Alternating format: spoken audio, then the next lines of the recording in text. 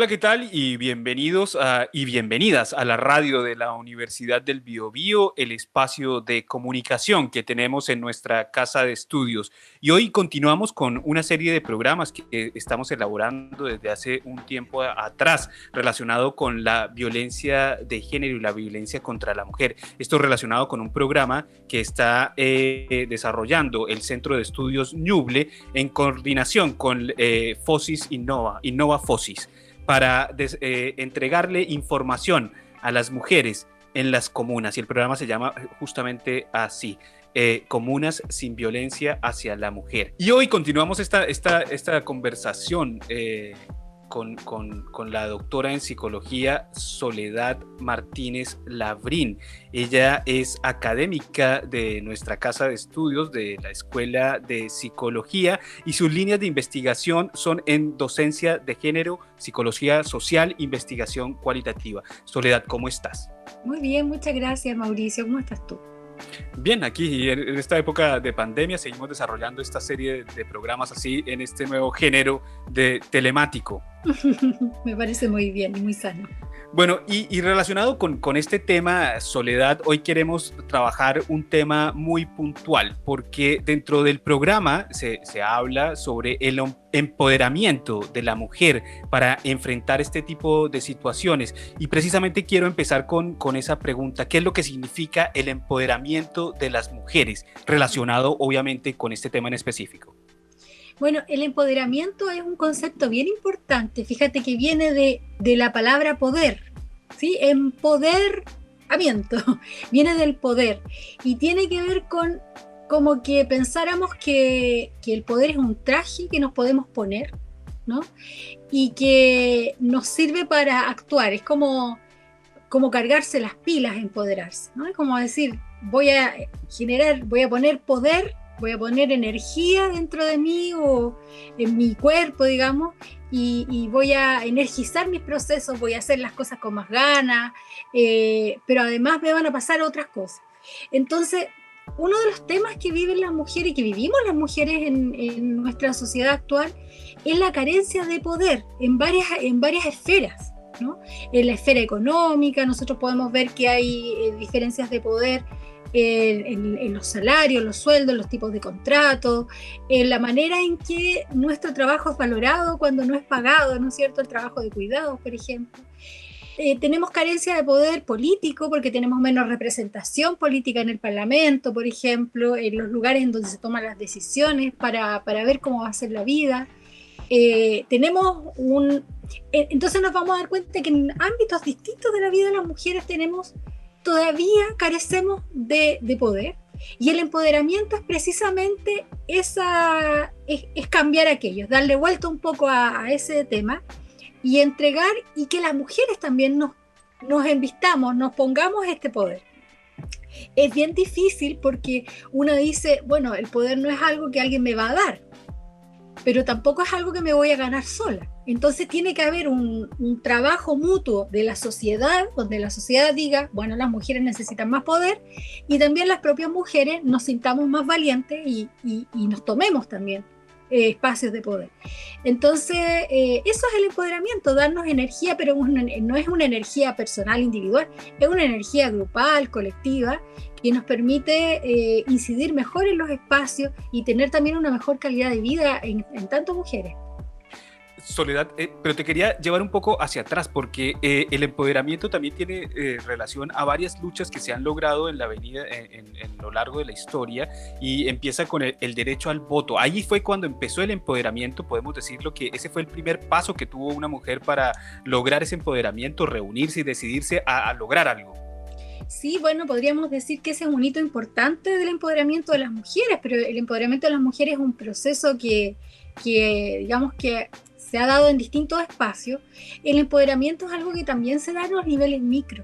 Cuando, por ejemplo, yo decido en mi casa que quiero tomar decisiones respecto de cómo quiero vivir, que me quiero independizar o que quiero autonomizarme económicamente, que quiero tener un trabajo, que quiero estudiar algo, eso también es parte del empoderamiento. Entonces, son procesos que aparecen, como muy bien dices tú, en el plano de lo histórico, en los grandes hechos de la historia de la vida de las mujeres, pero también aparecen en el día a día.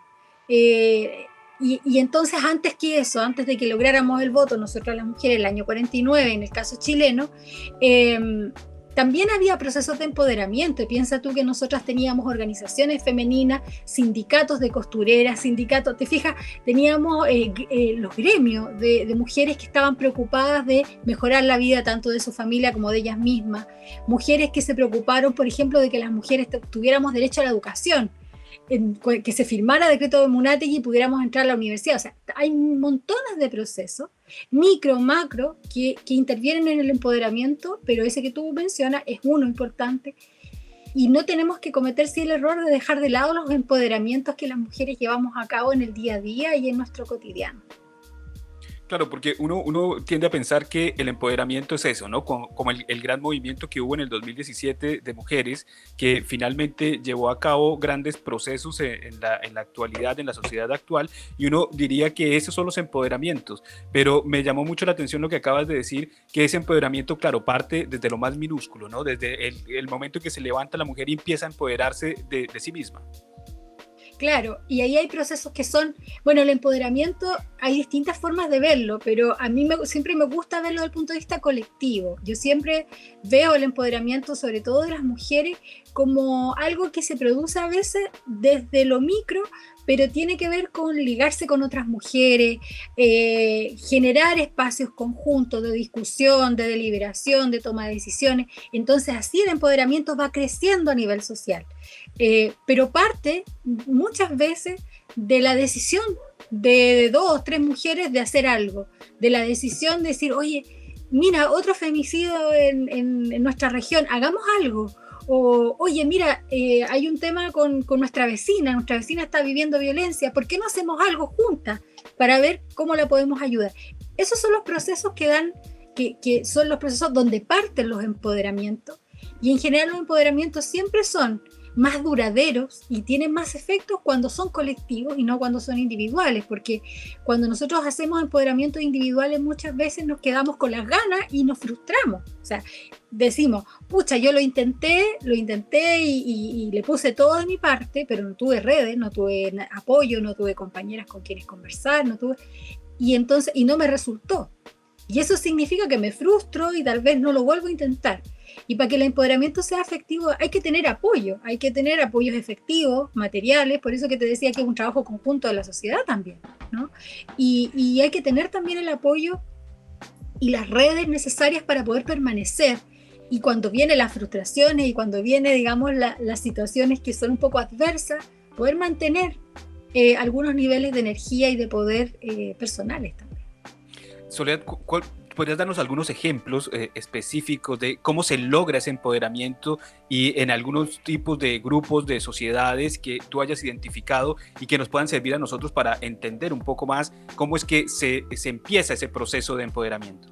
Mira, yo creo que un ejemplo muy bonito fue precisamente 2018, lo que ocurrió con las estudiantes. Las estudiantes de las universidades y de los liceos se empezaron a dar cuenta que ellas estaban viviendo situaciones de acoso sexual y empezaron a tener, empezaron a aparecer distintas denuncias. ¿Y qué pasó con esas denuncias? En vez de quedarse en el plano individual, ya tú arréglatela solita porque a ti te acosaron, a mí no me acosaron, empezó a sentirse una solidaridad entre las mujeres. Esta sensación de, oye, este no es un problema tuyo individual, es un problema de todas. Nos puede pasar a todas y tenemos que prevenirlo para las que vienen. Y eso hizo que empezaran a generarse grupos de discusión. Antes de partir con el tremendo movimiento 2018, hubo debates, hubo seminarios, hubo encuentros, hubo pequeños actos políticos también. Y eso termina siendo una tremenda oleada. O sea, estamos hablando de algo que parte por un malestar.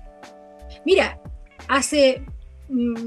la mayoría, en realidad, de los grandes movimientos sociales liderados por mujeres han partido por pequeñas molestias domésticas, situaciones como subieron el precio de las medias o tenemos algún problema hemos querido ir a votar y no nos dejaron, lo que pasó en San Felipe. O sea, el sufragismo se dispara en Chile porque las mujeres en San Felipe fueron a votar porque la Constitución no decía que no podían votar, las echaron, les dijeron que no, y luego firman un decreto donde se prohíbe explícitamente que las mujeres voten, y entonces ahí las mujeres se dan cuenta, uy, no hemos dejado de participar porque no queramos, es que no nos permiten. Y eso es lo que produce que las mujeres digan, no, pues, tanto que si yo voto o no voto, tiene que ser una elección mía y no del Estado. Y entonces se empiezan a organizar, ¿te fijas? Hay un montón de situaciones que parten de cosas muy pequeñitas. Entonces, un ejemplo doméstico podría ser que tú tengas, lo que te decía, ¿no? Una situación, una necesidad en tu barrio, y esa necesidad te hace organizar. Fíjate que en Chillán mismo, nosotras tenemos, yo he visto o he estado en conversaciones con personas que llevan ollas comunes, y que partieron de esta necesidad de no tenemos alimentación, porque estamos en pandemia, que hay mucha cesantía, en una olla común, y hoy día la olla común no es más que un espacio donde se come, es un espacio donde se reflexiona, donde se llevan a cabo debates culturales, es mucho más que eso, y es una red, por supuesto, y es empoderamiento.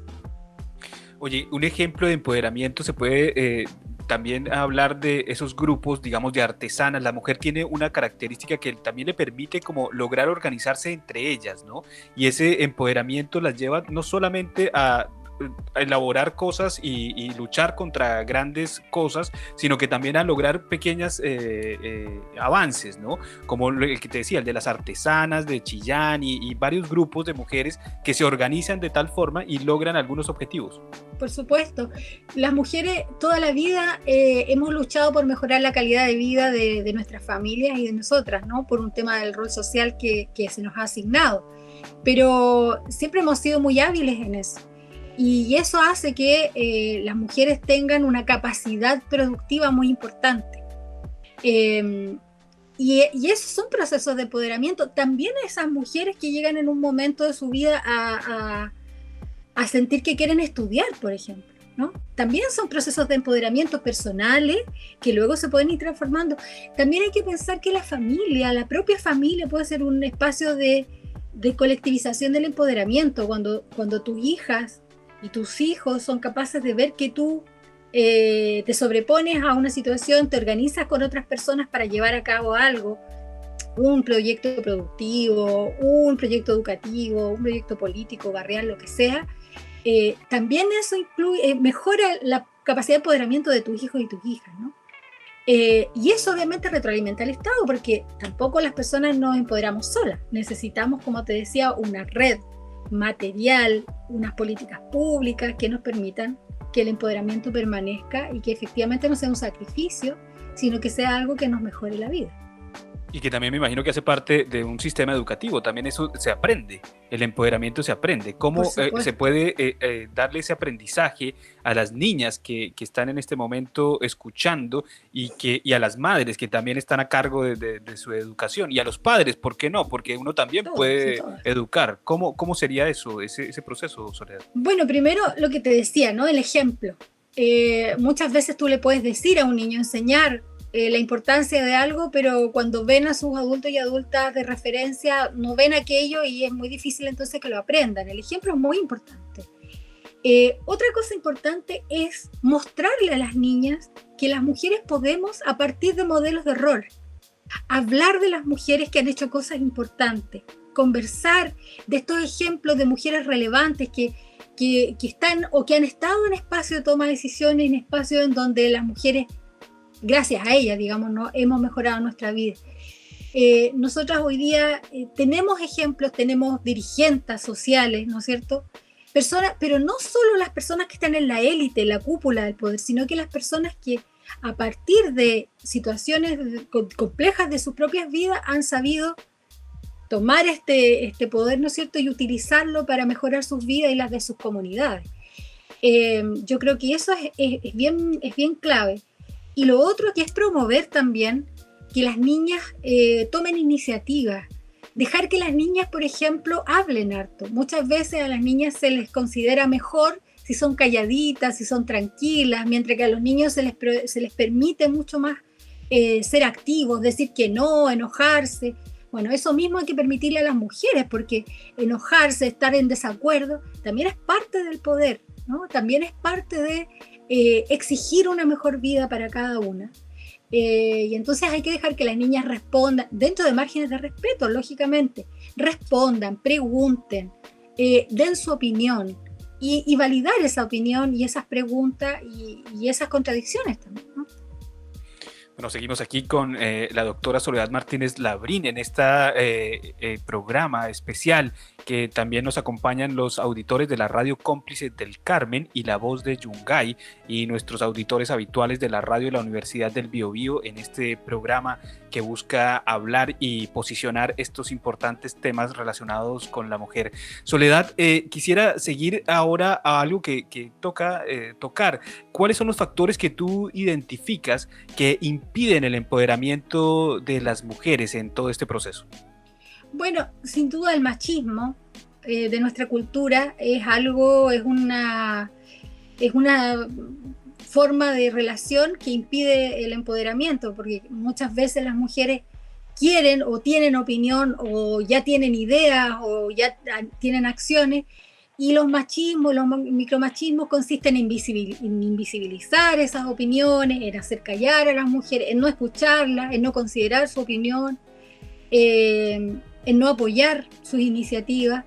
Por lo tanto, yo creo que ahí es un tema, pues, obviamente la violencia, porque una mujer que está viviendo violencia es muy difícil que además pueda tener energía para producir empoderamiento en otros ámbitos. Por lo tanto, también la violencia es un freno, aunque no es un obstáculo total, digamos. Hay mujeres que viviendo violencia son capaces de empoderarse, pero necesitan también el apoyo y la compañía de sus redes.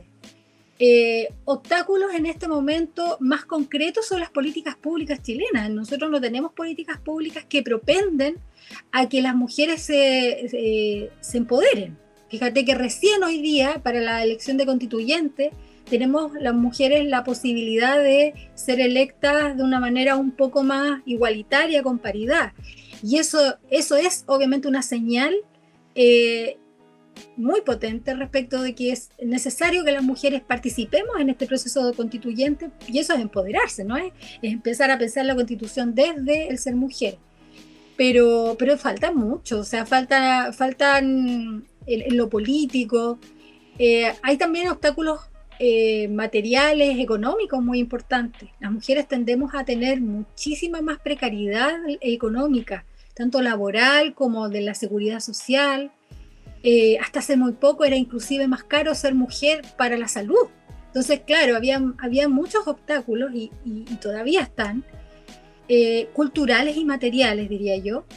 También hay obstáculos psicológicos, obviamente. Las mujeres también tenemos introyectado o dentro de nosotras este modelo de lo que es una mujer correcta, que debe ser calladita, que nunca debe decir que no, que debe evitar los problemas, que los conflictos no es cierto. Es justamente la mediadora, la mujer adecuada, entonces por lo tanto nunca debe estar en desacuerdo, y eso también hay que empezar a trabajarlo, digamos, empezar a quitarnos esos estereotipos de nosotras mismas, y empezar a tratar de ser valientes y actuar a lo mejor un poco a contracorriente de lo que se espera que actuemos, y eso puede ser una buena forma de combatir estos obstáculos. Y se me ocurre también el miedo, ¿no? Porque yo he visto a muchos hombres que se asustan cuando ven a una mujer que se demuestra empoderada y segura de sí misma, y yo creo que ahí empieza a surgirle a las personas el machismo, o a surgirnos el machismo, porque generan miedo la mujer que está empoderada un poco, ¿no? Sí, lógicamente. Piensa tú que el género es una forma de estructuración de las relaciones sociales más importante. Si nosotros en nuestra cultura consideramos que la familia o el núcleo familiar, con todas las diversidades que tienen, es un pilar fundamental de nuestra cultura, y este pilar está arraigado sobre la idea de madre, sobre todo, ¿no? El hecho de que las mujeres guardemos un rol tradicional es muy importante para poder conservar los esquemas que nos hacen vivir una vida relativamente tranquila, digamos, en términos sin mover mucho las aguas. Y cuando las mujeres nos empoderamos, amenazamos, en el imaginario se amenaza un poco este orden. La gente dice, no, ¿ahora qué va a pasar? Bueno, de hecho los argumentos son muy así, ¿no? Claro, vas a dejar tu familia botada, o claro, ahora las mujeres no quieren tener familia. O sea, el argumento contra el empoderamiento femenino muchas veces tiene que ver con esta destrucción de esta matriz familiar que se entiende como lo correcto. Y es normal, entonces, natural que eso cause temor, porque los cambios causan temor. Sin embargo, cada vez que las mujeres hemos ganado espacio, está comprobado que lo único que pasa ahí es que mejoramos la calidad de vida de la sociedad completa. Y entonces, imagínate lo que significa una mujer feliz, realizando sus sueños, con buena calidad de vida para una familia. Si tú lo quieres ver desde ese punto de vista, es estupendo, ¿no? Entonces, si las mujeres mejoramos nuestra calidad de vida, mejora la calidad de vida de todo el sistema. Ahora, por una cuestión de derechos humanos también es necesario que las mujeres mejoremos nuestra vida, más allá de los temores que podamos generar en los grupos, en los distintos grupos. Yo creo que no hay que tenerle miedo a estas cosas, al contrario, hay que sentir que son siempre cambios buenos, siempre cambios positivos. Cuando las personas somos felices, irradiamos esa felicidad a los demás y a las demás, y hacemos también que nuestros espacios sean mucho más positivos. Así que yo creo que hay que apuntar a eso, a la felicidad de las personas y por supuesto a la felicidad de las mujeres, a partir de por ejemplo, el empoderamiento. Bueno, y los hombres a perder el miedo, ¿no? Porque yo creo que el miedo es muy mal consejero y es el que impide todos estos procesos de avance. Y Soledad, ya para concluir y en forma de análisis final, me gustaría saber cómo crees tú que la sociedad puede contribuir de mejor forma y de mayor forma al empoderamiento de las mujeres. Bueno, yo creo que promoviendo lo que te decía, mira, si nosotros tenemos como freno la cultura, hay que promover una cultura no machista, no sexista. Creo también que hay que promover lo que te decía, ¿no? El hecho de que las niñas tengan mayor libertad de acción, estén menos estereotipadas, menos encerradas en estereotipos. Entonces yo creo que aquí la escuela cumple una función súper importante y por supuesto las personas que están cercanas a niños y niñas, darles mayor libertad a las niñas. Olvidar esta idea de ser como señorita. Esta idea de señorita es muy contraria al empoderamiento de las mujeres, ¿no? Hay que ser una mujer y eso implica las mismas características que podría ser cuando tú dices hay que ser un hombre, ¿no? Otra cuestión, creo yo, es hay que proporcionar facilidades materiales a las mujeres. O sea, yo creo que tienen que mejorar las condiciones laborales de las mujeres, tienen que mejorar las políticas de cuidado. En este país no hay políticas de cuidado, la gente es cuidada individualmente, de manera particular, pero nosotros no tenemos en Chile un sistema de cuidado que permita que las mujeres puedan llevar a cabo otras actividades distintas del cuidado, porque tú sabes que el cuidado es absorbente para las mujeres, no solo de niños y niñas, de adultos y adultas mayores, de personas postradas, en distintos ámbitos, ¿no? Y hay que procurar las condiciones materiales también para que se realicen distintos proyectos.